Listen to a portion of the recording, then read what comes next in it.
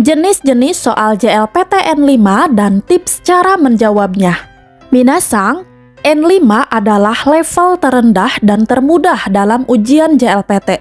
Biasanya di level ini topiknya masih berisi hal-hal tentang rutinitas sehari-hari dan kotoba-kotoba yang dipakai di ruang kelas saja. Spesifikasi kemampuan level JLPTN 5. Yang pertama, harus menguasai kanji sekitar 100 huruf kanji.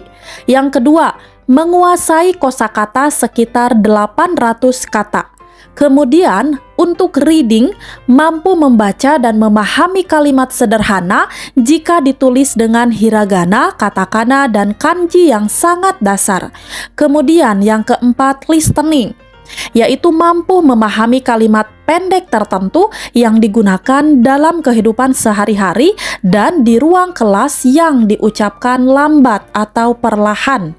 Minasang, mulai dari awal hingga bisa lulus N5 dibutuhkan waktu sekitar 3-6 bulan dengan durasi belajar rata-rata 1-2 jam per hari untuk bisa setara level N5. Jika Minasang merasa kemampuan bahasa Jepangnya kira-kira sudah seperti spesifikasi yang sudah saya sebutkan, berarti Minasang sudah setara dan siap menghadapi ujian JLPTN 5. Selanjutnya, sesi dalam JLPTN 5. Minasang, ujian level N5 dibagi menjadi 3 sesi, yakni Mojigoi, Bumpo Dokai, dan Chokai. Nah, untuk lebih jelasnya, Minasang silahkan disimak ya. Yang pertama, jenis soal N5 di sesi Mojigoi. Nah, di sesi ini menguji kemampuan hafalan huruf dan kosakata bahasa Jepang kita. Minasang, di sesi ini batas waktunya adalah 20 menit saja. Singkat, tapi soal-soalnya juga tidak membutuhkan waktu banyak buat berpikir, jadi waktu segitu cukuplah ya buat mengerjakannya. Kemudian di sesi ini Minasang terdapat 4 jenis soal. 2 jenis soal pertama menguji kemampuan huruf dan 2 jenis soal terakhir menguji kemampuan kosakata. Baik Minasang, kita lihat untuk poin yang pertama ini adalah Mondai Ichi Mojigoi atau kanji reading atau kanji yomi. Nah, sesuai dengan namanya, pada jenis soal ini kita menjawab cara baca dari kata yang digaris bawahi pada suatu kalimat. Untuk lebih jelasnya, Minasang silahkan lihat untuk gambar berikut ya. Nah, Minasang, tips dan cara menjawabnya adalah kita hanya perlu fokus kepada kata yang digaris bawahinya saja. Jadi tidak ada tips atau trik tertentu di sini ya. Jadi semuanya murni menguji perbendaharaan kanji dan kosakata saja. Tapi kalau kemampuan bahasa Jepangmu memang sesuai dengan spesifikasi yang disebutkan tadi, biasanya soal-soal ini tidak menjadi suatu kesulitan. Apalagi semua soalnya berupa pilihan ganda ya. Jadi setidaknya kita bisa memiliki gambaran kemungkinan-kemungkinan soal yang sudah pasti salah. Kemudian yang kedua adalah Mondai ni Mojigoi atau ortografi atau hyoki.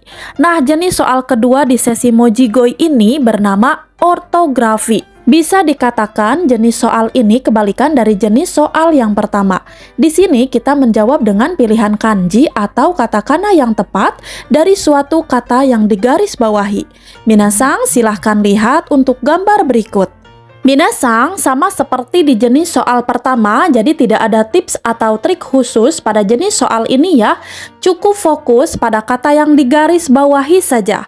Lalu pilihlah kanji atau hiragana yang tepat untuk mewakili kata tersebut. Selanjutnya, Mondai Sang Mojigoi atau Bungnyaku Kitei. Nah, Minasang, 2 jenis soal sebelumnya menguji hafalan moji atau huruf. Untuk jenis soal ketiga dan keempat ini menguji hafalan goi atau kosakata. Pada Mondai 3 ini kita akan melengkapi sebuah kalimat dengan memilih kosakata yang tepat agar sesuai dengan konteks kalimatnya. Minasang, pada level N5 untuk jenis soal ini biasanya cukup gampang ya, karena pilihan kosakatanya sangat jelas sekali. Intinya, asalkan Minasang mengetahui arti dari kosakatanya, pasti akan bisa menjawabnya. Jadi di sini juga tidak ada tips dan trik tertentu, semuanya murni menguji perbendaharaan kosakata Minasang. Baik minasang, yang keempat adalah mondayong mojigoi atau ikaeruigo. Nah minasang, pada jenis soal keempat ini tentang memilih sinonim dari suatu kata atau kalimat. Jadi di sini tugas kita adalah memilih kalimat yang tepat, yang memiliki makna paling mirip atau sesuai dengan kalimat soalnya. Jadi minasang, biasanya pada satu kalimat yang diganti hanya satu kata saja. Minasang, selanjutnya untuk pembahasan Bumpo Dokai di part 2 ya.